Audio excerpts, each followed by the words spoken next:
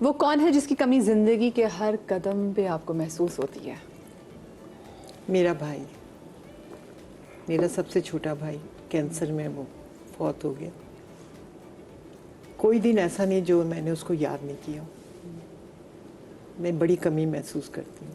आपकी बॉन्डिंग कैसी थी भाई से, छोटे भाई से? क्योंकि कहते हैं बड़ी बहन और जो छोटा भाई होता है ना, उसकी बड़ी माँ बेटे वाली मैं माँ bonding की होती तरह है। थी उसकी। जब उसको कैंसर हुआ तो मेरी गोद में सर रख के रोता था। कहता मैं मरना नहीं चाहता। तो मैंने अल्लाह मियाँ से दुआ की कि इसने तो कुछ भी नहीं देखा। मैं कहा अल्लाह मियाँ तू मेरी जान ले ले, इसको छोड़ दे। लेकिन ऐसा हुआ ही नहीं। और जब ये पता चला था कि आपके भाई को कैंसर है, तो उस वक्त वो कैसे पता चला? मैं फ़ौरन ही, मुझे मेरी बेटी ने बताया। तो मैं खाना खा रही थी, वहीं छोड़ दिया। उसी वक्त मैंने सीट कराई और दूसरे दिन ही मैं उसके पास पहुंच गई। बस बहुत ही फैल गया था सारा। और जब पता चला तो उसके कितने अरसे के बाद भाई की डेथ हुई? 4 साल बाद। 4 साल बाद। और भाई के बच्चे? बच्चे उसके 2 बेटे और 1 बेटी। कोई खुशी नहीं देखी उसने, किसी बच्चे की शादी नहीं देखी उसने। एक ही भाई था मेरा। आप बताएं कि वो कौन है जिसकी कमी सबसे ज़्यादा शिद्दत से महसूस होती है? एक माँ और एक बेटी। माँ जब इस दुनिया से गई तो मैं ही उसके पास था। मेरा एक हाथ माँ के सर तले था दायां, और बायां माँ के दिल पे था, और माँ की आंखें मेरे चेहरे पे थी, और उसी दौरान की रूह परवास कर गई। अब मैं, वो जो आंखें मेरा चेहरा देखती थी, मैं सबसे छोटा था, माँ के साथ बहुत अटैच, तो वो आंखें बंद करना बहुत मुश्किल था मेरे लिए। और वो मुझे समझ ही ना आए कि मैं किस कैफियत से हूँ। वो गुज़र गया, वक्त आंखें बंद की, और वो मैं, आपने कहा ना बाज़ के वक्त वापस नहीं आ सकता। अब जब मेरी जवान बेटी, पहला बेबी था उसका, तो वो सिजेरियन था, हो गया। लेकिन मैं उसको क्या कहूँ, मैं डॉक्टर की गफलत कहूँ, मैं उसको क्या कहूँ।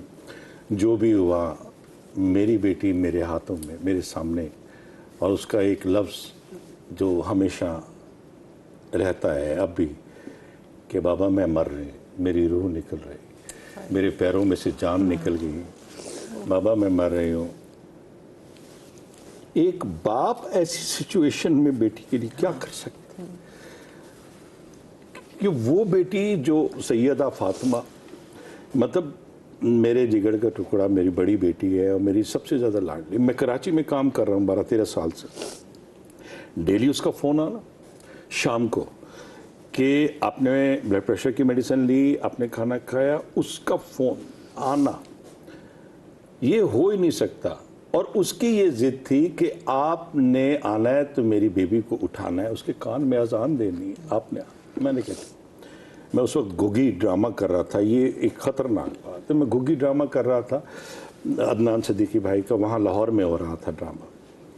अस्मा अब्बास मेरी बीवी का रोल कर रही थी। तो उन दिनों मैं छुट्टी लेके, ब्रेक लेके मैं गया इस्लामाबाद। इस्लामाबाद में वाक़या हुआ, और जब मैं, मतलब हम, उसकी डेथ हो गई, उसके बाद मेरी बेटी, तो वो कह रहे हैं मैयत। मैं कह रहा हूँ मेरी बेटी कहाँ है? मैंने उसको, वो डेड बॉडी। अब देखें ना, ये लफ्ज़ उस बाप के लिए कितने तकलीफ दे हैं कि डेड बॉडी हो गई एक लम्हे में, एक लम्हे में मैयत हो गई वो। और उसके बाद फिर हम निकल आए, वो बच्ची को जन्म दिया, सब कुछ वो उसमें भूल गए। उससे जो मुश्किल लम्हा था कि लोग वीडियो बना रहे थे, लोग बहुत इंसेंसिटिव होते हैं। जब वो वीडियो बना रहे थे, तो ये एक बहुत तकलीफ दे बात थी। अब मैं किसी से कह भी नहीं सकता था कि यार क्यों ऐसा कर रहे हैं। अब हम बाहर निकल आए, समझ नहीं आ रही क्या है, लोग आ रहे हैं, मिल रहे हैं, जिसको पता लग रहा है दुनिया आ रही है। इतने में वो जो उस वार्ड की इंचार्ज थी, वो आके कहती है, आप अपनी नवासी भूल गए उठाना, नर्सरी में आपकी नवासी पड़ी। मैं वो जो गया हूँ, नवासी को उठाया। अब मतलब माँ ने बेटी नहीं देखी, बेटी ने माँ को नहीं देखा, हम वहाँ से बस नवासी हाथ में थी। दुनिया है, फोटो बना रही है, वीडियो बना रही है, किसी को कोई एहसास नहीं। ये चीज़ें जो दुनिया में क्या वापस पलट सकती हैं? ये लम्हे पलट सकते नहीं आ सकते। बस वो एक तकलीफ, एक चीज़।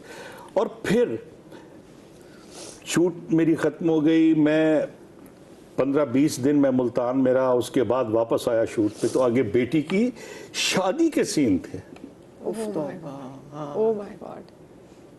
उसमें बेटी की शादी के सीन, ढोलक बज रही है, बैठे हैं, बेटी के माथा चूम रहे हैं, बेटी को रुखसत करे, ये सारे सीन मैंने कैसे ओह माय गॉड। मेरी जुबान में लुकना था। मैं बैठे बैठे ब्लैंक हो जाता था, मुझे बातें भूल जाती, मुझे डायलॉग भूल जाता था। फिर मैं रोया खुल के। बस सिर्फ ये अल्लाह से कहा कि अल्लाह मियां, मैं तो बहुत सारे लोगों का कबीला, एक काफिला, एक घर है जो मैं लेके चल रहा हूँ, मुझे इस कैफियत से निकाल कि मैं जब बोलूँ, मैं काम करता हूँ, लोग, मैं वॉइस ओवर आर्टिस्ट हूँ, मैं मेरी आवाज़, मेरी बातें, मेरी चीज़ें हैं, तो अल्लाह रहम फरमा। बस अल्लाह ने, लोग कहते हैं इम्तिहान, मैं कहता हूँ मैंने तो ज़िंदगी में ऐसे ऐसे इम्तिहान, वो देखें, हम कहते हैं कि एक जो हम मुसलमानों के पास एक चीज़ है ना यार, हुक्म रब्बी है। हमारे पास इतनी ताकत है यार, अल्लाह को यही मंजूर था यार, अल्लाह रहम करे, बस अल्लाह सब्र देगा। ये ताकत जो है ना आपको फिर एक बार उठा देती, वरना नहीं उठ सकता बंदा। आपकी नवासी का फिर क्या नाम रखा? उसका नाम भी फातिमा है। उसका नाम भी फातिमा रखा। हाँ, मेरे दामाद ने अपनी बेटी का नाम फातिमा रखा कि उस घर में फातिमा की आवाज़ आती रहे। और कितनी बड़ी होगी आपकी नवासी? अब वो 5 साल की हो गई है, 5 साल से दामाद के पास ही है। हाँ, उधर ही भतीजा है ना मेरा, भाई के घर। अब देखें, जैसे ही अगस्त आता है, 11 अगस्त को उसकी डेथ, ठीक है, मेरी बेटी की 11 अगस्त को वो पैदा हुई। Oh my God. जश्न चल रहा था बाहर, पूरी पिंडी के अंदर पूरा सजा हुआ था, जश्न था, और मैं डेड बॉडी के हवाले से हम जा रहे थे। तो अब ये सोचा है कि 11 अगस्त को हम बेटी की बरसी मनाए या नवासी की सालगिरह मनाए। Oh my God. तो हम सादात में फिर ये है कि हम चांद के हिसाब से रखते हैं, शादियां, खुशियां, बरसियां सब। तो 18 ज़िक़त को उसकी बरसी रख दी बेटी की, तो 11 अगस्त को उसको हैप्पी बर्थडे कहते हैं। मुझे मालूम है कि ऊपर फातिमा जो है ना, आपकी बेटी बड़ी खुश होंगी, और जनाब फातिमा तो ज़ारा की कनीज़ी में होंगी, और इससे अच्छी ज़िंदगी और कोई हो नहीं सकती। मैं एक छोटी सी ब्रेक लेंगे, हम ब्रेक के बाद वापस आते हैं।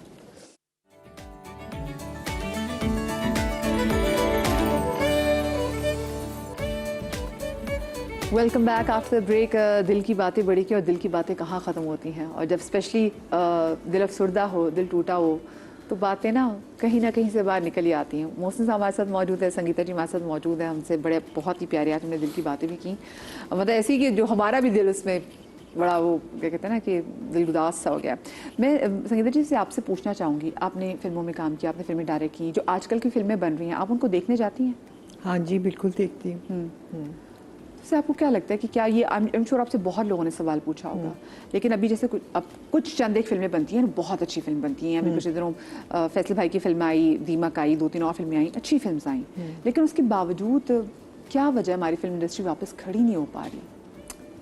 बहुत मुश्किल है अब खड़ा होना, बहुत। क्यों, ऐसा क्यों है? एक तो महंगाई इतनी ज़्यादा हो गई है, लोग सोचते हैं सिनेमा जाने के लिए कि इतने का टिकट है, ज़्यादा खाने पीने की चीज़ें भी होंगी, तो इतना खर्चा, फिर कहते हैं टीवी पे। ये सारी फिल्म की टिकट्स का ही इशू है, या फिर वाकई वो वाला फिल्म वाला कंटेंट भी नहीं है, लोग लेके भी नहीं आ पा रहे?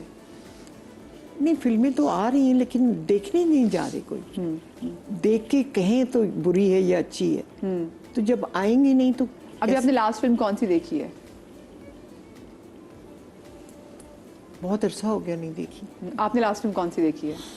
मैंने वो सवाल नहीं सुना। मैं फिल्म का, हाँ, तो हम फिल्म के वाले से बात करते हैं। आपने जो फिल्म्स लगती हैं सिनेमा में, तो आप देखने जाते हैं मोहसिन साहब?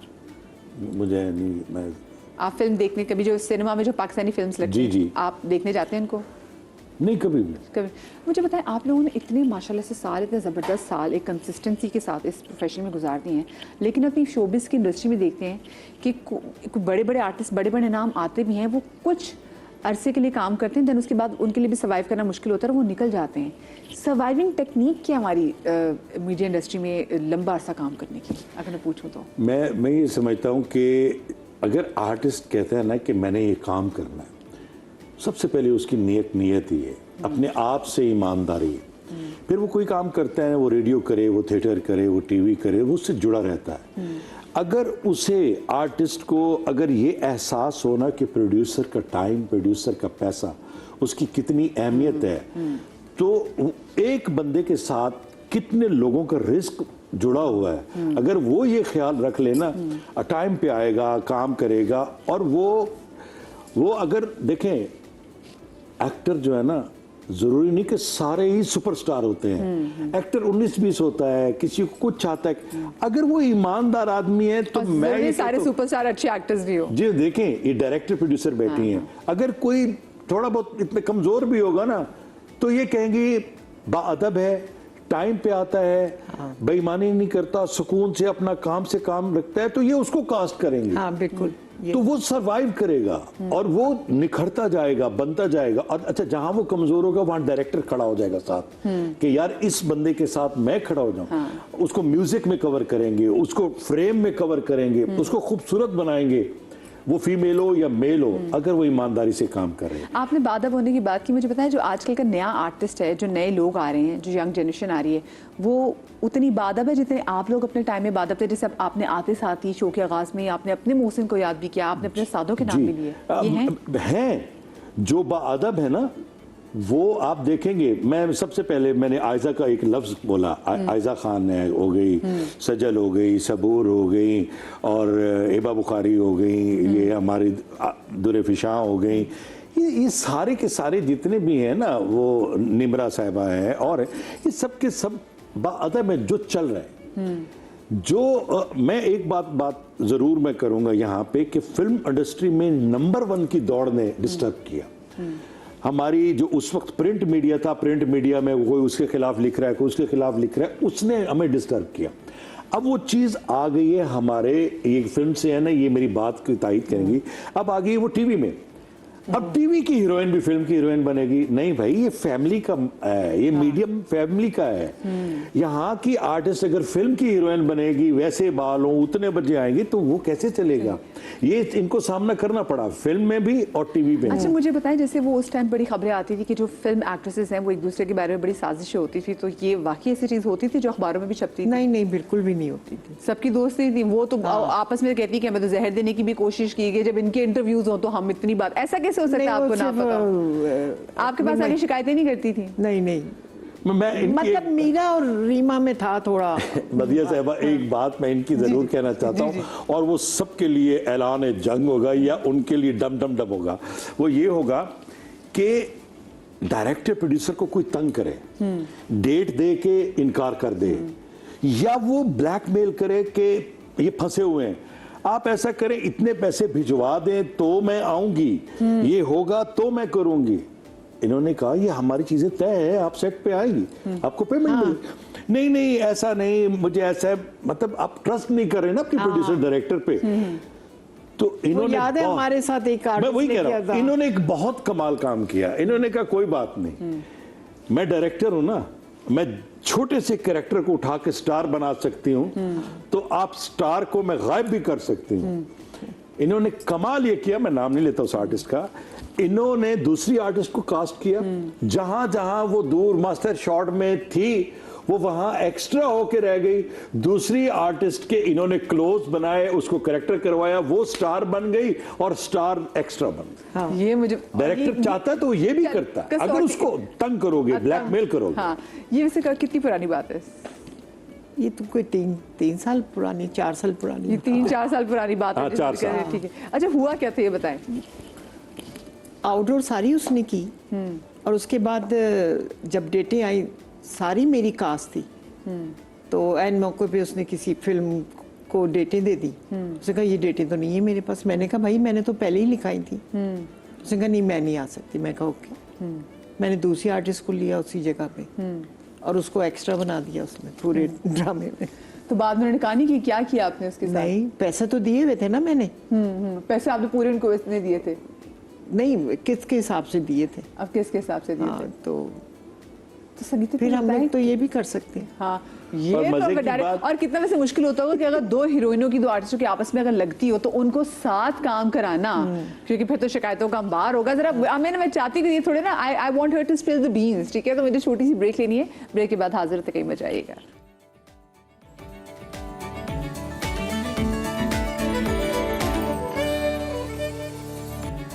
जी जनाब, welcome back after the break. और मैं ब्रेक पर जाने से पहले संगीता जी से पूछ रही थी कि संगीता जी, अगर दो ऐसी आर्टिस्ट हैं जो कि मेन आर्टिस्ट हैं, हीरोइंस हैं, क्योंकि पहले फिल्मों में हम ये देखते थे कि 2-3 एक्ट्रेसेस साथ होती थी, दो हीरोज भी साथ होते थे उन, और आपस में सबकी लगती भी ठीक ठाक थी।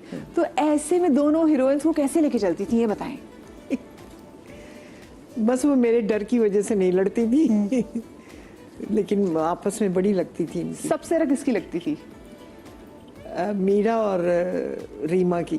और कौन किसका किरदार खा जाता था? वो कहते हैं ना हमारा किरदार खा गई, ये कर लिया वो कर लिया, तो क्या नहीं, होता था? ऐसे कोई बात नहीं है, लेकिन ये है कि बड़ी लगती थी। वो कहती थी मैं नंबर 1 हूँ, वो कहती थी मैं नंबर 1 हूँ।